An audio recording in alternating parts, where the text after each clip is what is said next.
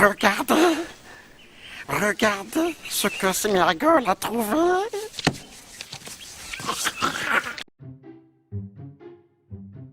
D'après Galilée, le grand livre de la nature est écrit en langage mathématique. À travers cette capsule, nous allons aborder un chapitre de ce livre consacré à la polarité des molécules. Pour introduire cette vidéo, observons les deux molécules suivantes. À gauche, nous avons le dioxyde de carbone, constitué d'un carbone et de deux oxygènes. À droite, l'eau, avec un oxygène et deux hydrogènes.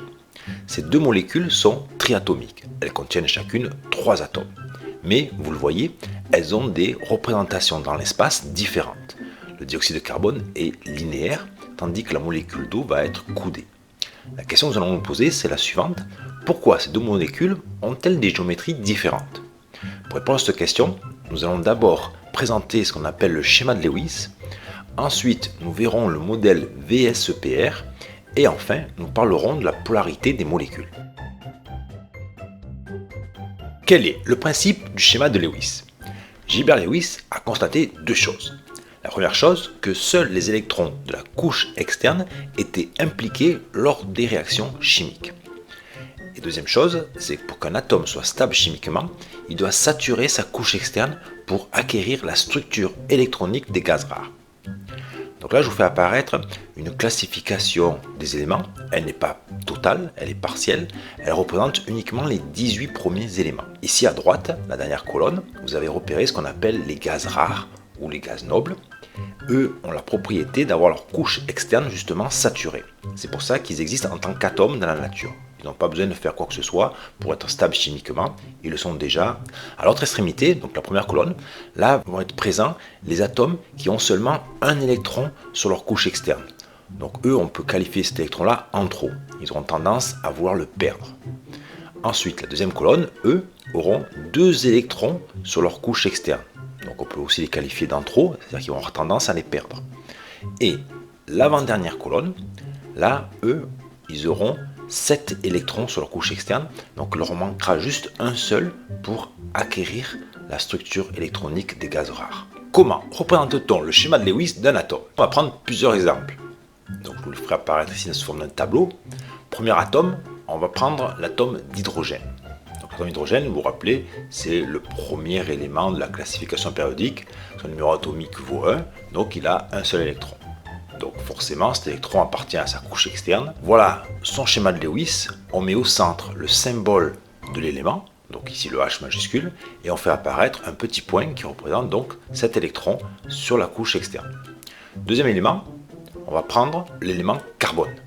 Donc son numéro atomique est 6, mais on voit ici que sur sa couche externe, il aura uniquement 4 électrons. Voici sa représentation selon le schéma de Lewis, donc le symbole de l'élément au centre, le C majuscule, et les 4 points représentant les 4 électrons sur la couche externe. Ensuite, on prend l'azote. L'azote est situé juste après le carbone. Donc en fait, il a un seul électron en plus sur sa couche externe, donc on va passer de 4 à 5. Et là, vous voyez, à partir du 4e électron, en fait, on n'aura pas 5 électrons célibataires, mais ce qu'on appelle un doublet non liant constitué de 2 électrons. Donc on a uniquement 3 électrons célibataires et un doublet non liant. Passons maintenant à l'oxygène qui se situe juste après l'azote. Donc il aura un électron en plus sa couche externe, donc on passera à 6. Donc cette fois-ci, le schéma Lewis, c'est le suivant. L'oxygène, donc le O majuscule, symbole de l'élément, avec 2 électrons célibataires et cette fois-ci 2 doublés non liants. Donc on s'assure bien qu'il y a bien 6 électrons, 2 fois 2, 4, plus 1, 6. Et enfin, je vais terminer par le chlore. Donc, le chlore il se trouve ici. J'aurais pu faire le fluor. Et le chlore et le fluor auront le même schéma de Lewis, en fait, à part la représentation de l'élément au centre. Et donc, le chlore, lui, il a 7 électrons sur sa couche externe. Un de plus que l'oxygène. Et donc, sa représentation sera la suivante. Donc, 3 doublés non liants et un électron célibataire. Une fois qu'on est là, on va parler de ce qu'on appelle la valence. Alors, la valence, vous allez voir par la suite, c'est très important en chimie. C'est le nombre d'électrons célibataires sur la couche externe. Et ça va correspondre en même temps au nombre de liaisons possibles que va pouvoir réaliser l'atome. On va exprimer la valence pour les 5 exemples qu'on vient de voir. Donc pour l'hydrogène, c'est 1, puisqu'on a un seul électron célibataire, un point ici. Le carbone, c'est 4 points. L'azote, c'est 3. L'oxygène sera 2. Et le chlore sera 1. Que doit faire un atome pour être stable chimiquement? Le principe, c'est qu'il va devoir saturer sa couche externe avec 8 électrons, ce qu'on appelle la règle de l'octet. Et la première possibilité, c'est de former des ions en perdant ou gagnant un ou deux électrons. Alors on va prendre les exemples ici. Vous vous rappelez, le lithium et le sodium ont un électron en trop, c'est-à-dire un seul électron sur leur couche externe, donc on peut dire que c'est un électron en trop. Donc eux, ils auront tendance à perdre cet électron-là et devenir des cations, donc Li+, Na+. Pour le beryllium, magnésium, eux, ils ont deux électrons en trop, donc ils auront tendance à les perdre pour former les ions barium 2+, et magnésium 2+. Au contraire, le fluor et le chlore, là, il leur manque juste un seul électron pour acquérir la structure donc correspondant, donc le néon pour le fluor et l'argon pour le chlore. Donc eux, ils vont avoir tendance à prendre un électron ailleurs pour saturer leur couche externe et ainsi former des anions F-, fluor- et chlore-. L'autre possibilité, ça va être de s'associer avec d'autres atomes pour mettre en commun des électrons et former ce qu'on appelle des liaisons covalentes. Comment représente-t-on le schéma de Lewis d'une molécule? Ce qu'il faut se rappeler, c'est que les atomes d'une molécule sont liés par ce qu'on appelle des liaisons covalentes. Et qu'est-ce qu'une liaison covalente? En fait, c'est la mise en commun d'électrons célibataires de la part des deux atomes. Le plus simple, c'est de prendre des exemples et on va passer en revue les trois types de liaisons covalentes qui existent. Tout d'abord, la liaison covalente simple, et on va prendre l'exemple avec le dichlore. Voici la représentation du schéma de Lewis des atomes de chlore. Donc, nous avons deux atomes de chlore et chacun ont un électron célibataire sur leur couche de valence. Donc ces électrons vont s'associer pour former une liaison covalente et ce qu'on appelle ici un doublet liant, cette fois-ci par opposition aux autres doublets qui sont caractérisés de non liants. Maintenant, nous allons passer à la liaison covalente double avec l'exemple du dioxygène. Donc voici la représentation du schéma de Lewis des atomes d'oxygène. Là, vous voyez que chaque atome d'oxygène a deux électrons célibataires. Donc, il va y avoir la formation de deux doublets liants entre les deux oxygènes. Passons à la liaison covalente triple et appliquons-la sur le diazote. Donc, voici la représentation du schéma de Lewis de deux atomes d'azote. Et donc là, vous notez qu'il y a trois électrons célibataires pour chaque azote. Donc, il va y avoir la possibilité de former une triple liaison covalente. Pour finir, nous allons étudier maintenant le schéma de Lewis de la molécule de méthane. La voilà. Donc, au centre, nous avons le carbone. Donc, il y avait 4 électrons célibataires et qui s'est associé à 4 hydrogènes, car chaque atome hydrogène avait un électron célibataire. Une fois qu'on a fait ça, on doit toujours s'assurer que la règle de l'octet est vérifiée. Vous voyez, c'est le cas pour le carbone ici. Chaque doublet liant, c'est constitué de 2 électrons, puisque c'est une liaison simple. Et donc, le carbone est bien entouré de 8 électrons. En fait, un doublet liant veut dire que les 2 électrons appartiennent à la fois au carbone et à l'hydrogène. L'hydrogène, lui, je ne peux pas lui appliquer la règle de l'octet parce qu'en fait, lui, il sature sa couche externe avec seulement 2 électrons. Donc là, on applique ce qu'on appelle la règle du duvet. Et vous voyez, c'est le cas là. Donc ce qu'il faut bien comprendre, c'est que les 2 électrons qui constituent ici le doublet liant appartiennent à la fois à l'hydrogène et au carbone. Quel modèle utilise-t-on pour interpréter la géométrie dans l'espace des molécules? On va utiliser ce qu'on appelle la méthode VSEPR. C'est l'acronyme qui signifie en anglais valence, shell, électron, paire, répulsion. Traduit en français, ça fait répulsion des paires électroniques de la couche externe. Ce modèle est basé sur l'hypothèse suivante, c'est que les paires d'électrons qui ont une charge négative vont se repousser mutuellement. Et ainsi, ces paires d'électrons vont se localiser dans l'espace de façon à se placer aussi loin que possible les unes des autres. Voici le principe de la méthode VSEPR. Tout d'abord, on identifie l'atome central. Ensuite, on fait l'inventaire des paires liantes et non liantes d'électrons qui sont situés sur l'atome central. Et ensuite, la figure de répulsion va consister à éloigner le plus possible ces paires d'électrons les unes des autres. À présent, nous allons voir les 3 figures de répulsion à connaître pour le niveau de première à travers 3 exemples. Le premier exemple va concerner le dioxyde de carbone. Voici le schéma de Lewis de l'atome de carbone et les schémas de Lewis des 2 atomes d'oxygène. Donc voici le schéma de Lewis de la molécule de CO2.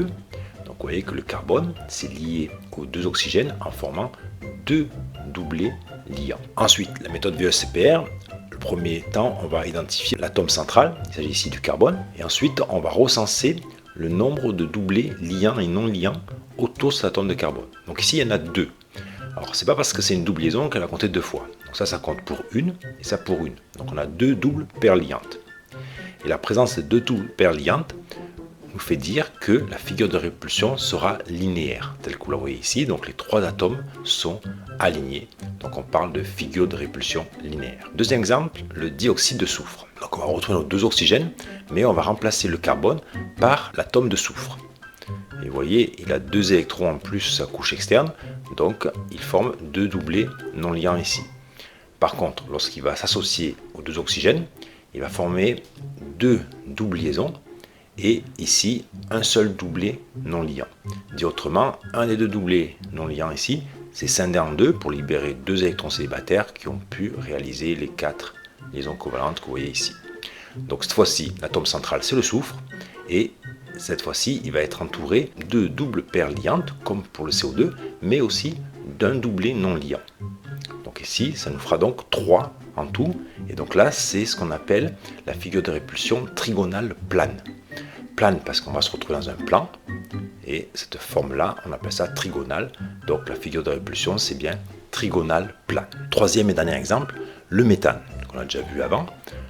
Donc l'atome de carbone, les 4 atomes d'hydrogène. Et donc voilà le schéma de Lewis de la molécule de méthane. Donc là, vous voyez, l'atome central, c'est le carbone. Et il est entouré de 4 simples liaisons. Donc 4 paires liantes. Et donc cette fois-ci, on a cette représentation-là dans l'espace. Et on va parler de figure de répulsion tétraédrique. Avant de parler de polarité, nous allons nous poser la question suivante. Ici, nous avons affaire à une molécule de fluorure d'hydrogène avec un atome de fluor, un atome d'hydrogène. Et nous allons nous poser la question suivante. Qu'est-ce qui lie l'atome d'hydrogène à l'atome de fluor? Donc on vient de le voir juste avant.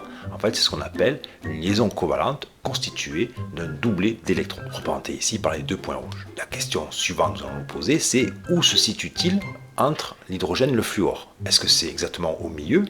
Est-ce que c'est plus proche du fluor? Ou est-ce que c'est plus proche de l'hydrogène? Pour répondre à cette question, on va utiliser une nouvelle grandeur qu'on appelle l'électronégativité, qui n'a pas d'unité, qui se symbolise par la lettre grecque xi, et qui va caractériser la capacité d'un atome à attirer les électrons du doublé liant vers lui. Alors voici des valeurs d'électronégativité de différents atomes. On voit que celui qui a la plus petite électronégativité, c'est le sodium, ici avec 0,93. Donc ça sera l'atome le moins électronégatif. Alors la raison, c'est que vous rappelez que l'atome de sodium a un seul électron, sa couche externe. Donc lui, pour acquérir la structure du gaz rare qui est ici, il va avoir tendance à se débarrasser de son électron. Donc lui, il n'a aucune raison d'attirer les électrons. Donc il attire peu les électrons, donc il est peu électronégatif. Ensuite, le plus électronégatif, vous voyez, c'est le fluor ici. Pourquoi? Parce que cette colonne-là, on a des éléments à qui il manque un seul électron pour saturer leur couche externe, pour avoir 8 électrons sur leur couche externe. Eux, ils veulent attirer les électrons à eux. Donc ils vont être très électronégatifs et donc leur but c'est de saturer leur couche externe. Alors maintenant, revenons à notre molécule de fluorure d'hydrogène. Et on va comparer l'électronégativité du fluor et de l'hydrogène. Donc pour le fluor, on a 3,98 et pour l'hydrogène 2,2. Donc le fluor est plus électronégatif que l'hydrogène. Donc le doublé d'électrons sera plus proche du fluor que de l'hydrogène. Quels sont les 3 types de liaisons entre atomes en fonction de la différence d'électronégativité des 2 atomes? Première situation, on considère que les 2 atomes ont la même électronégativité. Donc A et B ne vont pas attirer plus ou moins les électrons de la liaison covalente à eux, ils vont rester quasiment au milieu de la liaison.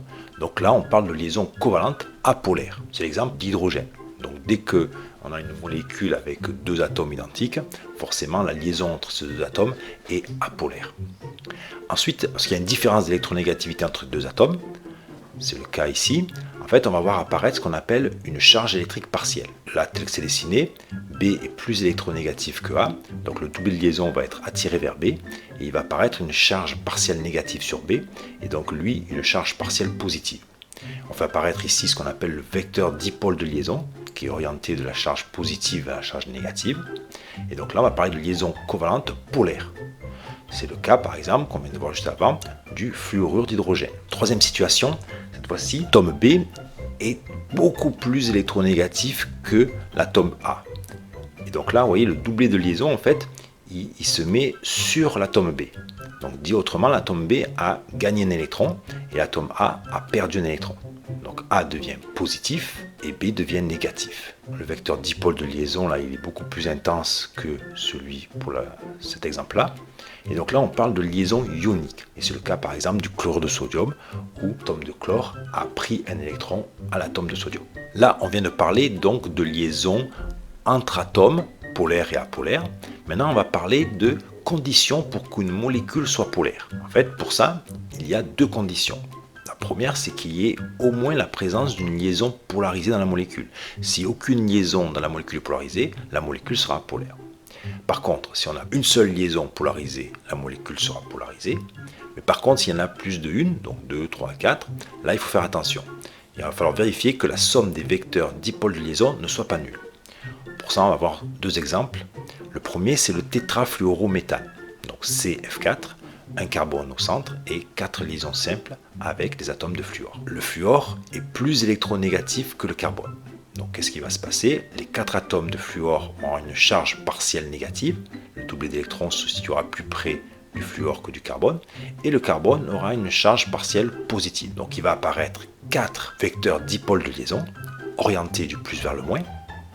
Et de par la forme géométrique, donc on va appeler c'est une figure de liaison tétraédrique avec le carbone avec ses 4 doublés liants ici, ces 4 vecteurs dipôles de liaison vont s'annuler. Au final, la molécule est apolaire. C'est pas parce qu'il y a des liaisons polarisées que la molécule est forcément polaire. Maintenant, nous allons prendre un deuxième exemple avec la molécule d'eau. Avec, là, vous l'avez reconnu, l'oxygène et 2 hydrogènes. Là, c'est l'oxygène qui est plus électronégatif que l'hydrogène. Conséquence, l'oxygène aura une charge partielle négative et les 2 hydrogènes une charge partielle positive. Donc je vous fais apparaître les vecteurs dipôles de liaison, donc orientés du plus vers le moins. Et là, vous voyez, la somme de ces deux vecteurs n'est pas nulle et donne ce qu'on appelle le vecteur dipôle moléculaire. Donc la présence de ce vecteur dipôle moléculaire confère à la molécule le caractère polaire. Donc l'eau est une molécule polaire.